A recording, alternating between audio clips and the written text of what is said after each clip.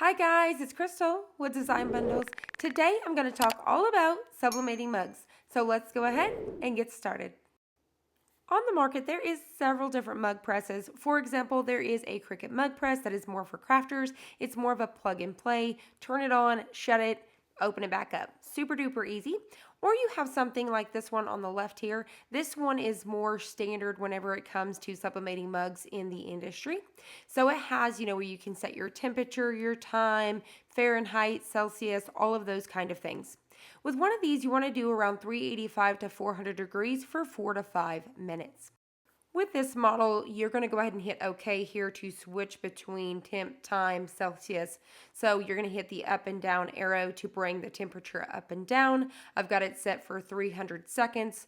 And then you would want to leave it right here, which is telling you currently what the temperature is at. That's where you would want to be able to see where it's currently at. You can adjust the pressure right here and then open and shut with this little handle. This one is a 11-ounce mug, and the Cricut one on the right is 15 and 11-ounce mugs. So as you can see, you just simply slide it in there and close it. Once it beeps, you open it again, and it's set for around 4 to 5 minutes, but you don't have to set it. It's just automatically ready to go, as where this one slides right in the side. Once again, this one's an 11-ounce mug. The other one is a 15-ounce mug, and it can do both. Now, some other presses that are similar on the left, you can get them to do even longer tumblers and things like that. You can also press a mug in a convection oven. So that's another option. Let's go over some of the supplies that you would need. So, for example, here you can see sublimation mugs. It has a special coating. You can't just go get any sort of mug from the store. It has to have a special coating on it. Now, when it comes to sublimating mugs, you can do just a simple print like this, where it's just one single design, or you can do a full wrap like so. So it would be a longer design that would wrap the mug.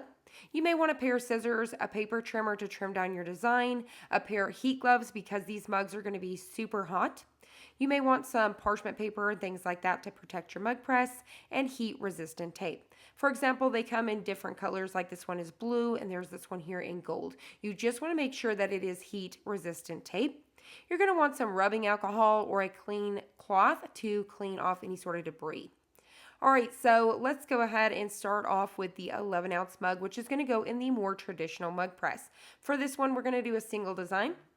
Here I'm showing you to figure out where your design is, which side of the hand. So if you hold it on the right, you want it on the front, the way you're holding it. If it's in the left, you want it on the front of that hand. So that's how you kind of figure out where your placement is.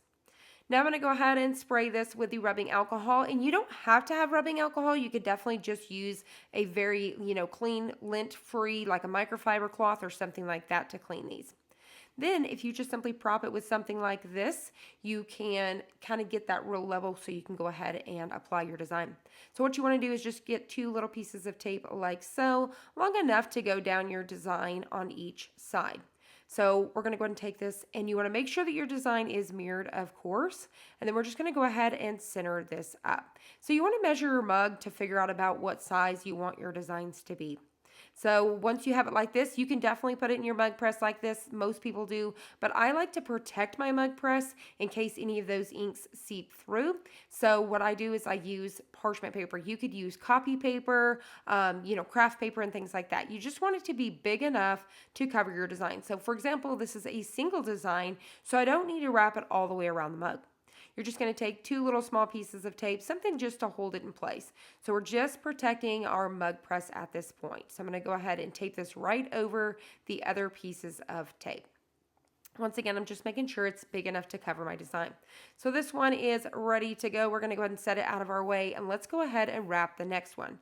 So for this next one, it is a full wrap. I highly recommend that you use a paper trimmer for these because you want a nice straight edge, because you could risk getting some of that white on your mug, like, skipping it to where you're going to have, where you could see the mug underneath. You could accidentally cut off a little piece of your design and things like that. So it's a lot easier if you have a nice straight edge. So I do recommend that you guys invest into a paper trimmer. So I'm going to go ahead and just trim all the white away. Now, for example, I did this one, I want to say around 4.5 inches tall and then 9 inches wide. I actually could have went around 9.25. I could have went a little bit wider. So I'm going to go ahead and move that out of the way here. This design is mirrored as well. So we're going to go ahead and clean. Now this time I'm cleaning all the way around the mug. So the other one I just did the front of the mug, but this one I want to make sure I do the entire mug. You're removing all of that oil, any sort of lint. If you don't, you could get these little hairline fracture looking things across your mug. So you definitely want to make sure you do clean it. I'm going to repeat that same process with 2 pieces of tape. And the way that I do this is I center my mug in the center of this paper. So making sure that it's reaching top to bottom, centering the top to bottom, and then making sure that it's nice and even between this handle. So on both sides, I'm just making sure it's a nice even space on each side. And then I'm just going to go ahead and place my tape. Now, whenever you're putting a full wrap like this, you want to make sure that it is nice and tight. So there you have it. Once again, you can definitely load it in your press like this, but I like to protect my press, so I'm going to go ahead and wrap another piece of parchment paper. Now, you could already have these trimmed down to size. Usually what I do is ahead of time, I have already pre-cut a bunch of these for mugs, and I keep them in my drawer. But for example, here you could just wrap it and then kind of trim away whatever you don't need. But like I said, you could definitely just use copy paper. So I'm going to go ahead and now we're ready to go. So let's go ahead and start with this one. This is going to be the more traditional mug press here. You're just going to go ahead and slide it in the side here, and then we are ready to go. It's at 400 degrees, as you guys can see, and it's ready to go. So all you have to do, you want to check your pressure before you heat this up. Always check your pressure first because your mug is going to be hot. So I always adjust that pressure first and then put my mug in before I heat it up, if you will. So now we are just pressing it for the 300 seconds. It's nearing the end. It's going down, and then it will give us a nice beep, and then we're just going to drop that handle down. Now, when it comes to these mug presses, both of them, the handle will stay cold. It's on the outside. You really don't have to have the heat gloves for that, but I highly recommend having the heat gloves because these things are 400 degrees, and if you've ever played around with ceramic like that, it is definitely super hot. You definitely just want to set this aside and let it completely cool down, but because of the sake of the video, I went ahead and peeled it hot. You can peel it hot, but you can definitely just leave it alone, set it down, and come back and peel it later. So don't feel like you have to peel it right away. And there you have it. Super cute, right? Super perfect. It's really nice. I love sublimating mugs. It's definitely a ton of fun, and it's also a great investment for a small business if you want to get into it, or any sort of business. You could do photos, designs, all sorts of things.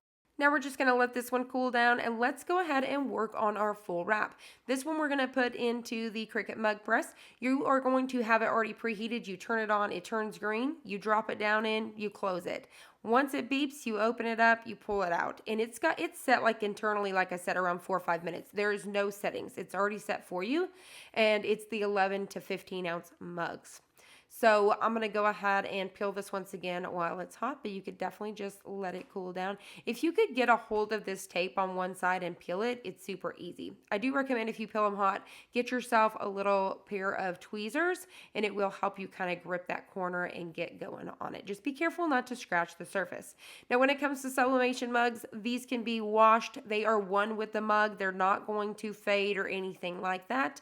It's definitely a really cool process. So as you guys can see here how nicely that came out, and this is a full wrap. It's wrapped all the way around the mug, and you could do this with both of the mug presses. You could definitely achieve this with both of them. Once again, you could use something called SublaShrink and use a convection oven as well. So I hope you guys enjoyed this. I hope you guys found it helpful. If you did, please hit the like button down below and subscribe, and I'll see you on the next one.